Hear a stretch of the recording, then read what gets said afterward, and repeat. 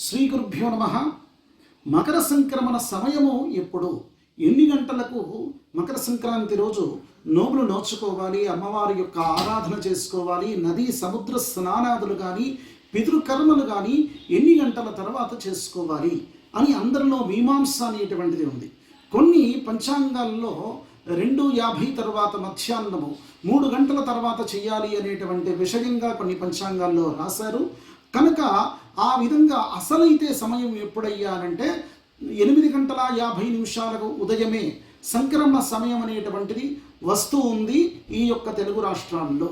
కనుకనే 9 గంటల తర్వాత ఉదయము మకర సంక్రమణ పూజలు కానీ, వ్రతాలు కానీ, నోములు కానీ, మీరు కొందరి ఇంట్లో పాలు పొంగించడం, సూర్యభగవానికి ఆరాధన పూజలన్నీ కూడా చేసి తర్పణాదులు చేసి ఆయనకు పాలు పొంగించి ఆ యొక్క పొంగలి కానీ, పాయసం కానీ, నైవేద్యం పెట్టడం కానీ, ఇక అట్లాంటి ఆచారం అనేటువంటివి ఉన్నాయి. అవన్నీ కూడా పితృకర్మలు కూడా ఆ విధంగానే చేసుకోవాలి.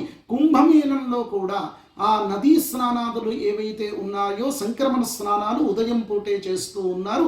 కనుకనే మన యొక్క సాధు సంతలు, మన యొక్క గురువులు, మన యొక్క పీఠాధిపతులు వాళ్ళందరూ కూడా ఉదయం పూటే ఈ యొక్క మకర సంక్రమణ స్నానం అనేటువంటిది చేస్తూ ఉన్నారు. కనుక మనం కూడా అది గమనించాలి. ఖచ్చితంగా ఉదయమే చేసుకోవడం అనేటువంటిది చాలా మంచిది. స్వస్తి.